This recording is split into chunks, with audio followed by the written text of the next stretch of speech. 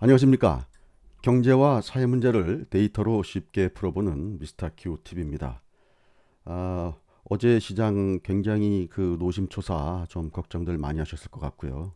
다행히 어저께 미국 시장은 어, 걱정했던 것보다는 잘 마무리가 좀 된 것 같습니다.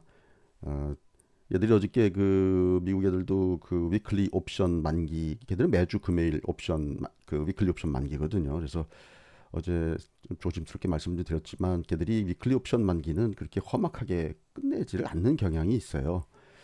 그래서 어저께는 뭐 어쨌든 제가 그 대문 제목은 다시 기술이 들어간 증시라고 이렇게 써드렸는데요.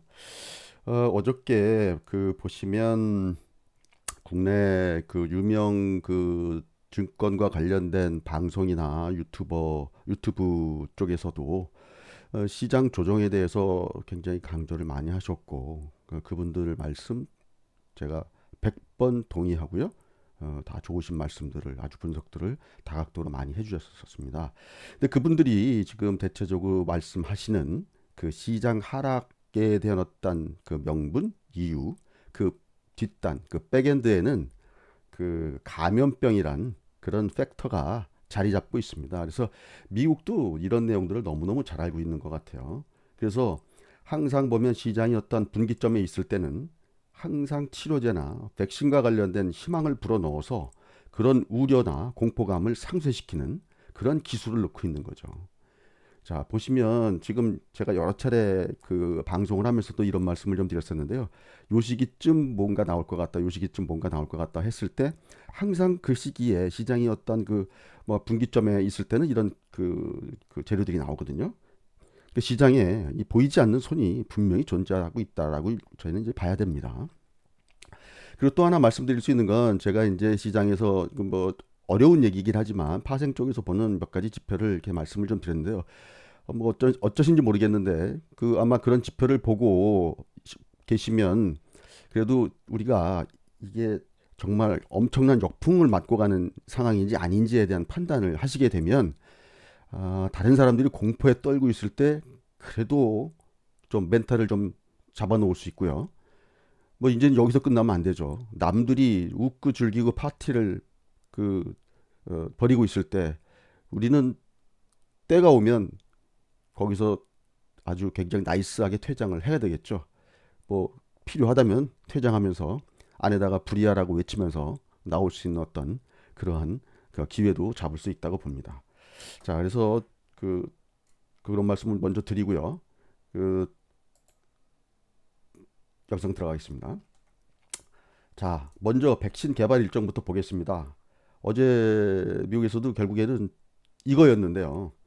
어, 지금 어제는 그 파이자하고 바이온텍 그 백신 관련된 뉴스가 있었고요. 그다음에 제일 큰 건 렘데시비르 치료제 관련된 뉴스가 있었습니다. 그래서 일단 죽지 않는다는 거죠. 그 치명률을 엄청나게 낮췄다. 뭐 이러면서 시장을 그 잠재운 겁니다. 우려감을. 자, 마켓 인사이더에서 가져왔는데요. 여기 보시면 미국 시장은 그 코로나 바이러스 그 치료에 있어서 어떤 그 진전을 보였다는 거죠. 거기에 환호했다. 그래서 지금 그 길리어드 사이언스가 여기 보시면 시비어 코비드 19 페이션트니까 아주 그 중증 환자들에서 치명률이 62%까지 감소가 됐다. 62%를 줄였다. 뭐 이런 내용입니다. 굉장히 그 좋은 뉴스였었죠. 그리고 미국에서는 신규 확진자가 63,200명 나왔다고 했는데 이런 뉴스를 얘가 그냥 눌러버린 거죠. 그리고 또 어저께 바이오엔텍하고 파이자 코로나 백신이 연말 사용 승인 준비를 중이다. 이거 조금 좀 글쎄요 이게 저는 이 로이터 통신은 조금 사실 믿지는 않는데 어쨌거나 시장에 영향을 주는 뉴스니까 그냥 받아들이기로 하겠습니다. 이게 왜냐면 얘네가 이제 임상 일상 끝났거든요. 근데 이번 달 말에 바로 3만 명이 참가하는 대규모 안전성 실험에 돌입할 거라고 하는데 이게 맞는 내용인지 모르겠지만 근데 어쨌든 얘네가 임상 일상 결과에서는 굉장히 좋은 그 결과를 발표했었죠. 근데 어쨌거나 지금 시장에 영향을 미치는 변수였었습니다.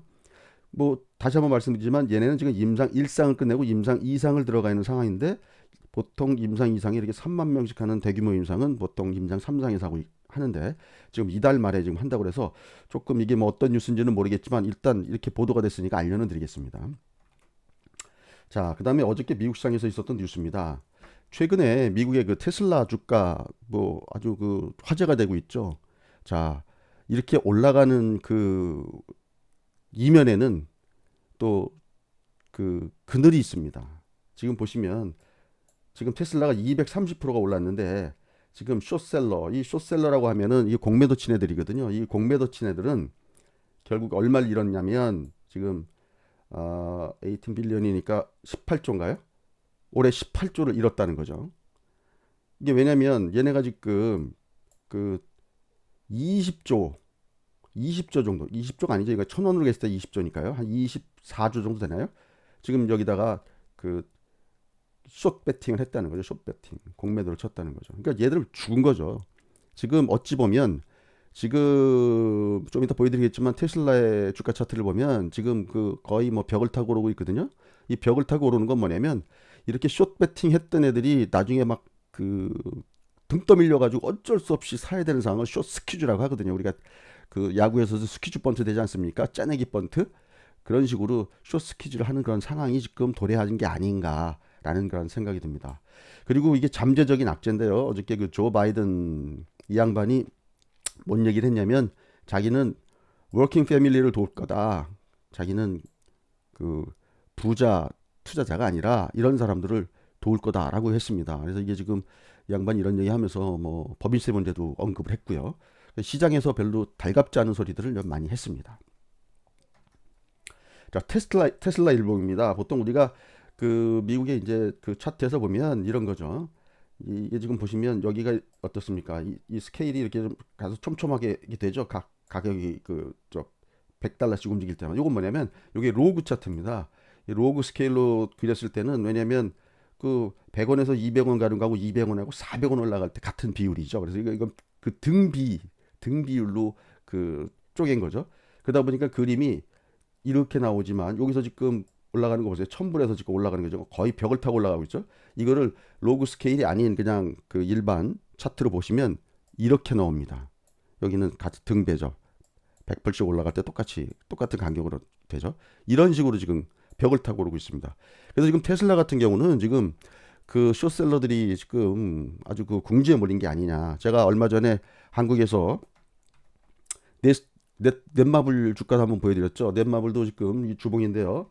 지금 20만 원에서 8만 원까지 떨어졌다가 지금 12만 7,500원까지 지금 올라왔는데 얘도 지금 어떤 일이 벌어지고 있냐면 지금 공매도가 한 257만 주까지 갔다가 최근에 가장 최근입니다. 여기 6월 29일입니다. 지금 슬슬 줄고 있죠. 지금 233만 주로 조금씩 줄고 있습니다. 주가가 올라가니까 못 버티는 거죠. 그럼에도 불구하고 공매도 또 하는 애들도 계속 합니다.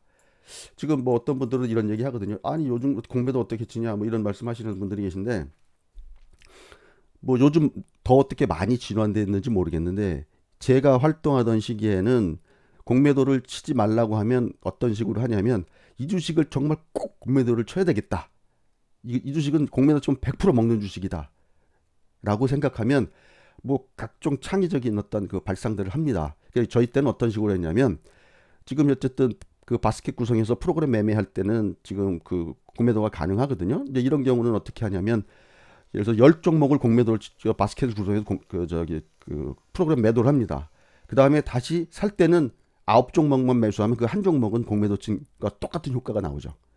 우리 나홀로 집에 보셨죠? 애들 10명 데리고 여행 나갔다가 들어올 때 9명만 데리고 들어오면 한 명 내다 버린 꼴이 되지 않습니까? 이게 지금 그런 현상입니다. 요즘에는 좀 애들이 더 진화돼서 더 진화된 방법을 쓰는지 모르겠는데 전통적으로 쓰는 방법들은 그런 방법들을 썼었습니다. 자, 빅스 차트 지금 미국 주가가 올라갔으니까 당연히 마이너스가 나왔죠. 마이너스 나온 폭이 조금 좀 제가 생각했던 것보다 아침에 일어나서 보니까 생각했던 것보다 조금 좀 덜 나온 것 같긴 한데 어쨌든 마이너스가 나왔습니다. 너무 그 세세한 거에 신경 쓰면 큰 것을 놓치기 때문에 그냥 요 정도만 받아들이면 되겠습니다. 다음에 풋 콜레이션은 살짝 고개를 쳐들었죠. 0.83 아직도 1.0 아래에 있습니다. 그러니까 콜 거래 대금이 풋 거래 대금보다 더 많다는 얘기죠. 달러 인덱스도 96.59로 살짝 약달러로 돌아섰죠. 미 국채 수익률 10년물 같은 경우도요. 살짝 플러스가 났습니다. 지금 4.63%. 이게 뭐 수익률이 4.63%라는 게 아니고요. 전일 대비 4.63% 수익률이 올랐다는 그런 얘기입니다. 자, 스퀴인덱스인데요. 스퀴인덱스는 제가 혹시라도 오늘 처음 오신 분들이 계실 것 같아서 말씀을 좀 드립니다. 자, 이건 그 위클리 주봉입니다. 이 보시면 2018년 8월이죠. 8월 달에 이렇게 고점을 찍고요. 다음에 2019년도 12월 달에 고점을 찍었습니다. 그리고 이렇게 쭉 흘러내리고 얘들도 이렇게 쭉 흘러내렸죠. 중간에 헷갈리게 이렇게 올라오는 자리도 하나 있긴 했지만 지금도 혹시 이런 자리 아닌가라고 의심들을 하게 되죠. 그럴 수도 있고 아니면 지금 아직 진행 중이기 때문에 아닐 수도 있습니다. 여기서 다시 또 이렇게 치고 올라올 수 있으니까요.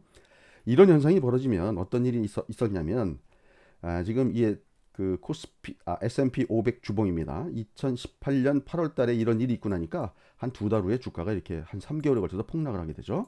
자, 2019년 12월 중순에 이런 일이 있고 나니까 한 두 달 지나고 나니까 이런 식으로 주가가 폭락이 나옵니다. 자, 그래서 이런 말씀드리는 거예요. 이 스퀴인덱스는 뭐냐면 그 시카고 옵션 거래소에서 만드는 지표들인데 이게 다 뭐냐면 옵션과 관련된 그 보조 지표들입니다. 옵션이 얼마나 어느 쪽으로 치우쳐서 지금 포지션이 만들어지고 있는가 시장이. 그러니까 뭔가 시장에 그 뭐랄까 상승이든지 하락을 설계하는 사람들이 어떤 방향으로 지금 작업들을 하고 있는지 미리 좀 어떻게 좀 그 캐치해내자 이런 차원에서 만들어낸 지표라고 보시면 되겠습니다. 그래서 저 지표는 특히 파생 쪽에서 그 뭐랄까 이 플레이어들이 날뛸 때 이럴 때는 굉장히 잘 맞는 지표가 되겠습니다. 자, 그래서 스퀴인덱스를 데일리로 지금 여기 데일리로 보면 자, 이게 보시면 6월 30일 날 꼭지 찍고요. 내려오다가 다시 올라가는 척 하다가 이틀 동안 빠졌습니다. 어저께도 밀렸어요. 그래서 조금 요 지표를 보면은 조금 좀 깨름직하죠. 그러나 제가 말씀드렸죠. 이런 게 고점이 여기가 고점이라고 하더라도 여기 6월 30일이니까 두 달의 여유는 있다. 그런 말씀을 좀 드리는 겁니다. 그러니까 이런 지표를 좀 여유 있게 보셔야 됩니다. 이게 왜냐면 이것 가지고 너무 일희일비하시면 안 되죠. 우리는 일희일비하지 마시고요. 10번 희하고요. 한 번만 비하면 됩니다. 자, 메이저 동작 감지 제가 뭐 직관화된 그림으로 뭐 좀 우스운 그림이지만 한번 그냥 머릿속으로 정리하자고 이렇게 한 겁니다. 빅스는 황소 쪽으로 좀 움직였죠. 여기 가운데 중앙선을 중심으로요. 풋콜 레이쇼도 아직까지는 이 황소 쪽에서 있습니다. 달러 인덱스는 약간 황소 쪽으로 좀 움직여줬죠. 미국채도 곰 쪽에 있다가 다시 중립으로 왔고요. 그래서 지금 시장은 전체적으로 다시 또 좀 정상화된 흐름으로 좀 움직인 그런 상황이고요. 단지 앞서 봤던 스퀴 인덱스 데일리라든지 그 다음에 요 빅스가 이제 과연 어느 정도나 좀 움직이는지 이런 것들을 함부로 좀 관찰을 좀 해야 되겠죠. 너무 근데 여기 매몰되시면 안 됩니다. 자, 그래서 제가 드리는 말씀입니다. 시장에는 분명히 저는 인비저블 핸드가 존재한다고 생각하는데 여러분들은 어떻게 느끼시나요? 자, 미국이 중요한 분수령에서 다시 치료제하고 백신 카드를 사용했습니다. 확진자 증가에 따른 락다운 재개 우려를 상쇄시킨 거죠. 자, 시장은 첫 번째 우려감이 아주 심할 때 정점을 찍을까요? 아니면 낙관론이 팽배할 때 정점을 찍을까요? 제가 사실은 뭐 한 30년 됐나요? 모르겠는데 우리가 이게 뭐 주식과 가까이 하면서 증권회사 생활하고 뭐 주식과 가까이 생활하면서 그 보낸 그 경험으로 보면 최근과 같은 이런 정점을 찍을 때는 정말 낙관론이 팽배하고 정말 그 오줌이 찔끔찔끔 그 나올 정도의 어떤 그런 상황이 올 때 정점이 옵니다. 저는 뭐 지금 시장 전에도 한번 말씀을 드렸지만 마치 2019년 뭐 20년대 그 어떤 그 벤처 버블과 같은 어떤 그런 그 느낌을 받는 그런 장이기 때문에요. 자, 그래서 만약에 불안할 때는 제가 백신 개발 일정표 한번 보시자고 말씀드렸죠. 불안하면 백신 일정표 한번 보시고요. 자, 그렇게 해서 마음을 한번 잡으시고요. 정점을 찍을 것 같은 때를 우리가 저기 다 이 확률적인 말씀입니다. 이거는 전부 다 지금 그 뭐 여러 가지 저 보조적 지표들은 좀 확률적인 데이터죠. 확률적으로 정점을 찍을 것 같을 때를 우리 저희 시청하시는 분들과 함께 같이 찾아봤으면 좋겠습니다. 제가 먼저 발견하면 제가 알려드리고 우리 또 보시는 분들 중에서 또 이거 사인이 좀 이상한 것 같다 싶으면 같이 또 의견도 공유하시고, 지금 아직은 이제 의견을 공유할 수 있는 어떤 그런 그 마당이 준비되진 않았는데요. 그런 마당이 준비되면 뭐 그전까지는 마당이 준비되지 않겠습니까? 그래서 그런 어떤 그 저희 그 뭐랄까 공유의 장이 됐으면 좋겠습니다. 그래서 지금 제가 여태까지 말씀드렸던 내용들이 이해가 잘 안 가도 자꾸 얘기 들으시면은 이해가 가실 수가 있고요. 그럼에도 이해가 안 간다. 그러면 제가 계속 말씀드리지만 구독, 알림 설정해 놓으시면 우리가 좀 더 쉬운 얘기로, 직관적인 얘기로 그 이런 어떤 그 정점이 어떤 사인이 오거나 그랬을 때 서로 의견을 공유할 수 있는 어떤 그런 상황이 올 수 있을 겁니다. 그래서 그런 그 방법으로 활용해 주시면 좋을 것 같습니다. 그 오늘 뭐 토요일 제가 오전에 지금 방송을 하고 있는데요. 뭐 토요일 그 그다음에 일요일 좋은 주말 보내시고요. 다음 주에도 성공 투자하시길 기원하겠습니다. 감사합니다.